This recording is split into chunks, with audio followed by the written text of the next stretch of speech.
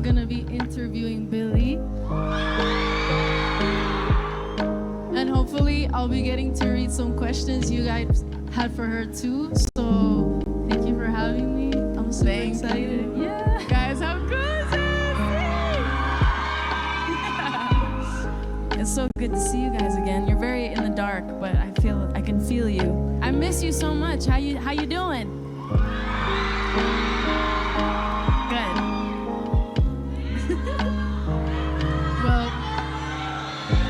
Well, first of all, I think it's so cool, like this fan experience and this dynamic. This is something I would definitely do. You know, like I try to avoid medias or like interviews, and sometimes, you know, maybe you understand that, and it's so cool that you get to like do both at the same time and get to connect with the fans in a different way other than simply being on stage or social media. And it's so cool that you just got them to be a part of this. So I'm excited to be a part of this as well. I did some homework. I did some homework, and I think I have some questions that I'm genuinely curious to know about. I think I'm just gonna dive into this. Please. This is the one I'm most curious about. When you're recording, is Shark around? Sometimes, yeah. It depends. My brother, Shark really annoys my brother. Really? Yeah, because Shark is very anxious, and he like cries a lot. No. And he likes to have all the doors open so he can go anywhere he'd like. Roam around. He likes to roam around. So he can be a little high maintenance, and that pisses Phineas off, but anytime I record, he's always there. I love that. But he snores. He really loud. snores? He snores. That's hilarious. Dude, have you ever like recorded something with him snoring? Yes. If you were like to isolate the vocal track, you could hear him snoring. I love that. And I don't edit it out because I think No it's way. Yeah, it's good. I like it. I need to hear that now. Okay, cool. Because like we have a dog too. Do you? And I get so distracted whenever he's in the studio because like I can be writing down something that's super hard and look to my left and be like, puppy. I'll go on top of him, I'll kiss him for 10 minutes and then go back to it. It's so the cool best. because it's such a stress reliever. I know. And it eases like the vibe. I know. Okay, cool. Let's see. This is cool. So I was listening to the album Hit Me Hard and Soft. You got it. And I think one of the songs that really stuck with me was Blue. And I was reading the lyrics of Blue, and there was something I thought that was like really special and curious about certain lyrics, like colder than their father's eyes, and how they were born reaching for their mother's hands. And the song kind of just feels like a poem, like you're kind of painting a picture rather than just like making music. And it's funny because like it kind of gave me the vibe of Strawberry Fields Forever by the Beatles. And then I was watching your interview you did with some kids in Korea, and you said you love the Beatles. Yeah. And I can't believe like I accidentally connected the two when I heard you were talking about the Beatles. I was like, that makes so much sense. It makes perfect sense. Do you like the Beatles? I love the Beatles. Thank God. There was like, come on, the Beatles, you guys, iconic. Did your parents have to do with you listening to the Beatles growing up? Yeah. That was like, we listened to so much stuff, but the Beatles was just like on rotation, and all of the albums. So it wasn't just like, it wasn't like we were a fan of one album or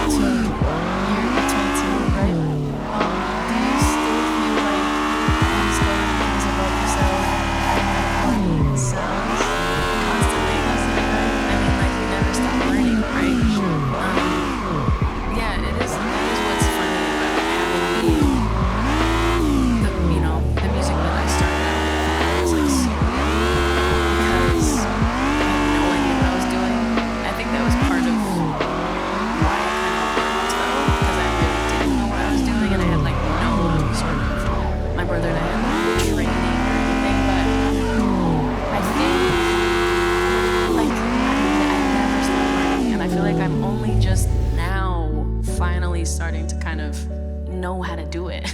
Like I feel like every single time I make something, I'm like learning something new, and I'm doing it in a different way, and I'm thinking of it in a different way. And I think that's one of the most fun parts about making music, is that you're constantly learning stuff, and it's like you never really master it.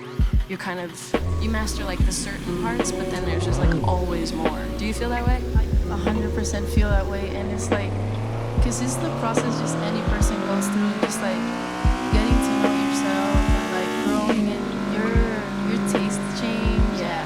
Suddenly you're and then you're like, why did I do that?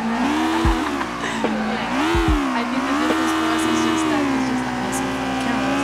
Like, we kind of like cement in history, or like plant in history our whole evolution, the process of it. But I think that's why like fans, especially your fans, have connected so much with you. Because like, I know it can maybe sound tacky, but it's the truth. They really did get to see you grow up, and some of them grew up with you. Yeah, and that's like super special. And I think that's also why anytime you put something out, at least I felt this way when I listened to this album. I definitely felt you were more Millie than I. I think that's super special, and I bet that also excites you too. So excited. I really can't wait. It's always, I mean, I'm sure you experience this too, but music translates so differently live than when you make it, and I feel like it's always different than I expect, and it's like always a fun little challenge every time I do a show, or every time I do a new song live, because I'm like, I have no idea how this is gonna feel, and sometimes it's more exciting than you thought, and sometimes it's like less exciting than you thought, and so I'm really excited to take all these, it's 10 brand new songs and do it live. I think like also when we were writing the album, we did a lot of thinking about how we would live.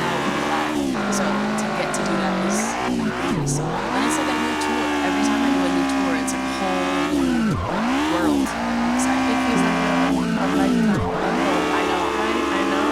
It feels like almost like another life. And I think what's most exciting to me, like when you're on like a brand new tour, it's just like the element of surprise too, because you sometimes you can kind of get a gut feeling of what songs are gonna be the most special. Yeah. With the crowd, but there's always that one song that just takes you by surprise. I know, every time. I feel like that with just music in general when I put it out too. Like, do you have that where you put something out and you either like an album or something, and there's always a song that does really well that you didn't think would? 100%. It's so weird. Te amo. So, do you like make music without Phineas? I do write on my own, and I only recently have been like jamming with people for the first time, kind of ever. Like, it's amazing. Jamming is really fun, because it's funny, like, because I kind of everything kind of started when I was like 13. I didn't really get to have the kind of fun of like beginning with music and being interested in music, because it just all happened, and then I was like touring, and suddenly it was like a job, and so I've been just like sitting and writing with friends recently, which has been really fun.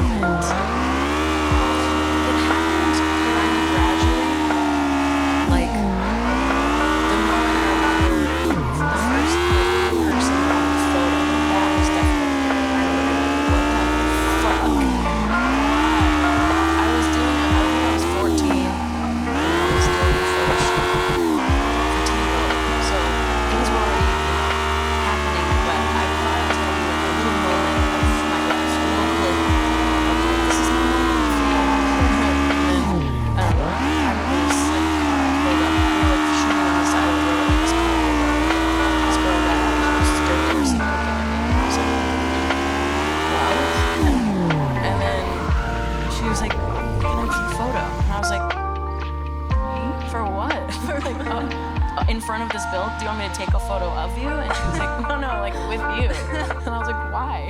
That's hilarious. I just didn't understand.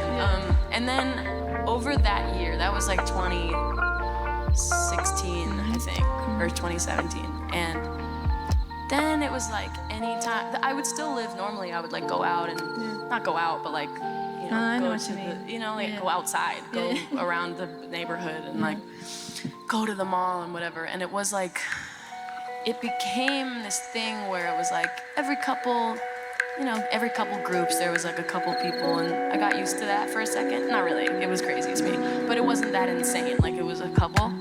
And then I went on this, like my first tour, and I think it was like a laneway tour in like Australia. And I came back, and I remember I'd been gone for like probably a month or two. And I went to hang out with a friend and like go ice skating.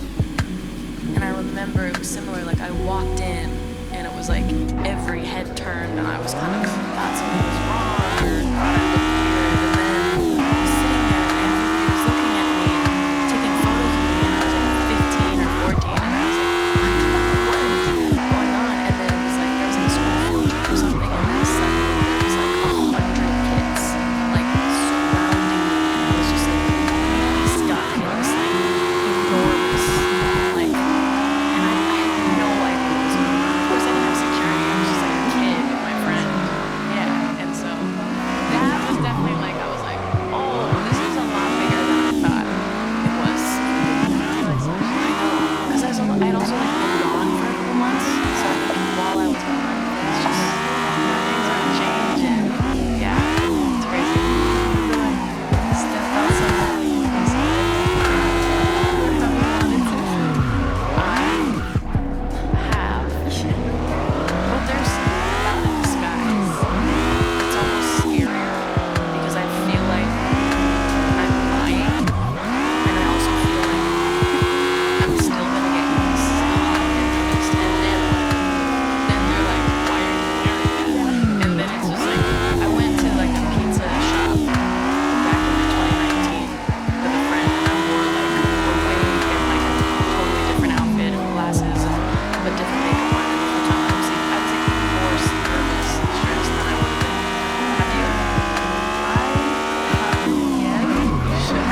Yeah, you should. I actually wanted to, but I get nervous just like thinking about it. I know. Also, it's hard to wear a disguise for your face.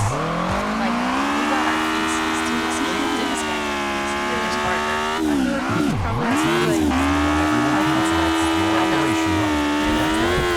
you guys would recognize I have I feel like they recognize my like stance with how I walk. Which is crazy, but I used to say the same thing. Like I remember when I first saw Justin Bieber. Listen, I remember it was at Coachella, and I was standing there and I was with a bunch of people, and I just saw his shoes, and I knew just from the way that he was, like his feet were placed and the way his legs looked, I was like, that's Justin Bieber. So I get it, but it's insane. I remember going to like the gym and I was like walking downtown LA. I was like wearing like leggings and a backpack and a ponytail, and I was like not even, I was like facing that way, walking down the street alone, and I just went, really? And it's just like, you guys recognize anything, like we couldn't even disguise ourselves anymore. I love you for that.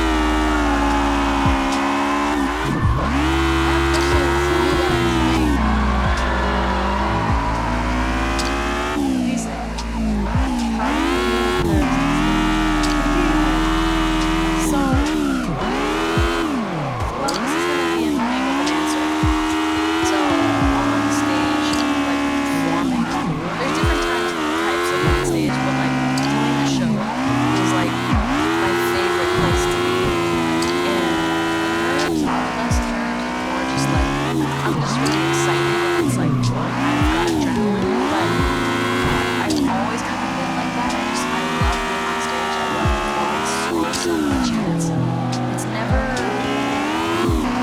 scary.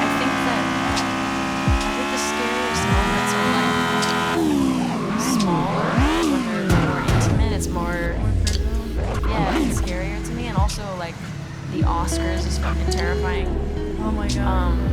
So, like the Oscars that's a scary one. That's definitely a scary one. Like movie stars watching you sing is crazy. What about you? I get mad nervous. Do you? Like mad nervous. Really? Like I'll shake and everything. But the moment I step on it, it's like over. completely gone. And I feel the same way. It's like it's my favorite place in the world. I feel it. I'm most me. Right? And it's crazy to think that you can have so many people around you, but still feel like you're the one in control. Right? Obviously, like certain places have different vibes. Each crowd has a different vibe. But once you like tap into that one vibe they're in, that's when like she just gets fun. Yeah. You know? And I love moments where like the crowd surprises you or some fan says something that's hilarious and it throws you off and then Yeah. I think that's like the beauty of life when it's life. Life is like you literally can't fake it. You can't go back and do it again and it is terrible. And it's nuts. Like my first shows, I would throw up before getting on stage. And I would throw up after like I was done. Oh my god. It was bad. Have you always had that? Like since you were a kid, have you had that stage fright? You know what? No, and I don't know. Like I went to the school talent shows, pep rallies, and all of that. I wanted to be the main character the whole time, even if the main character wasn't me. Like who made me wait? Yup. And I'll be me. Yup. I would do anything in life. I was kind of like a class clown. I know I don't really like acting. I kind of was. And I was always pretty loud and shit. And suddenly somebody gives me a mic and a big crowd that actually wants to like listen to something I'm saying, and I don't realize it's so much like it's a lot, especially like when my parents are there. I'm like, no, mom, don't comment too much. I'll get extra nervous. Sometimes I'm doing like sexy dances and shit, and like my mom is right there, or like a fan going wrong. I was stage, and I'm like, don't look at me wrong. What is the process of writing words?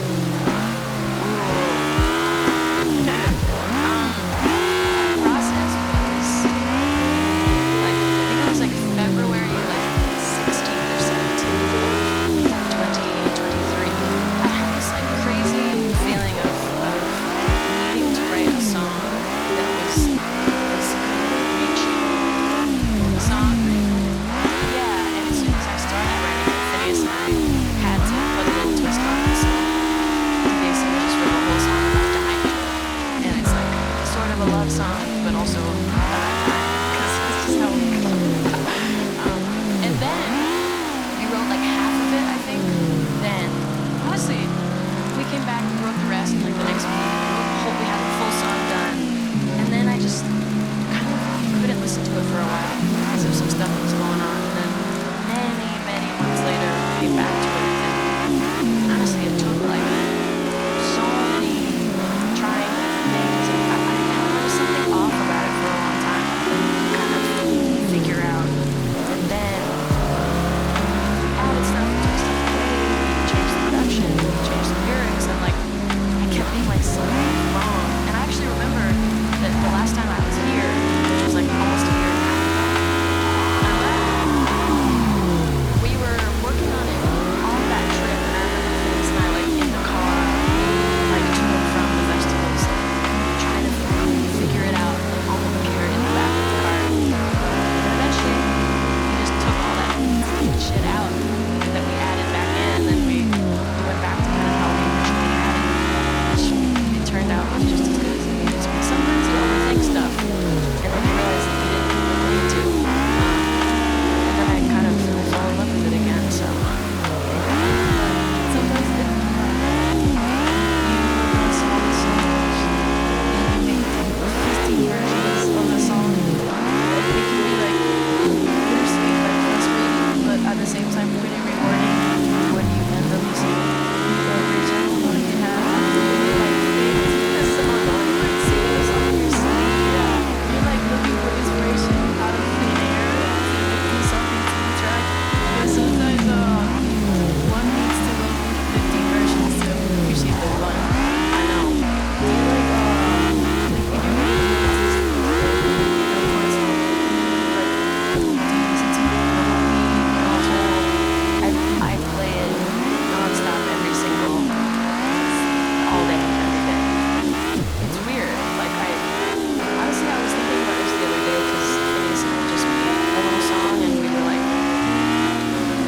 was like 3 days ago we made something, and then the next day I was sitting on the bathroom floor organizing my bag, and I played it probably like 30 times in a row.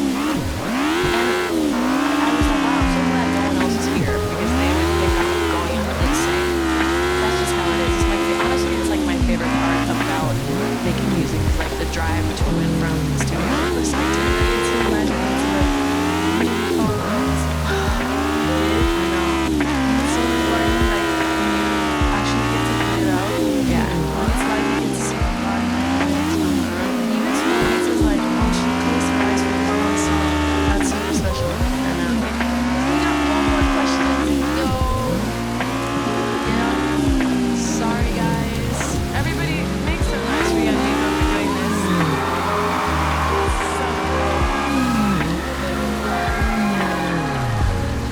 Thank you so much for having me. This was super fun. Babili también, que vino para acá.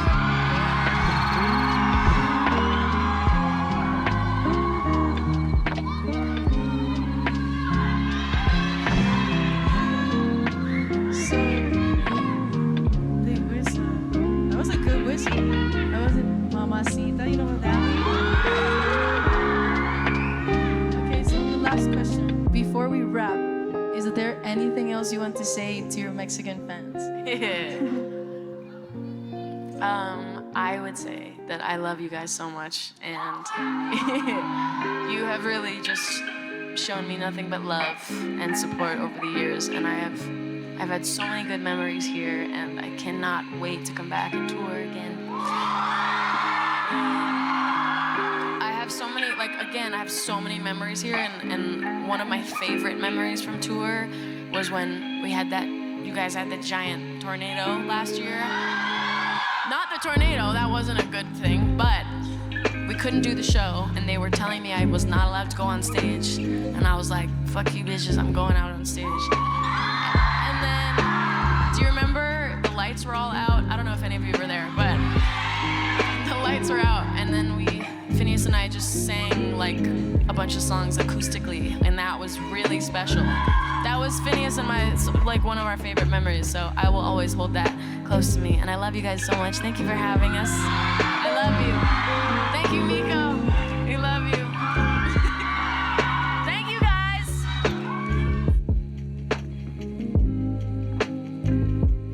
You, just you, building your app on Base 44. Describe it.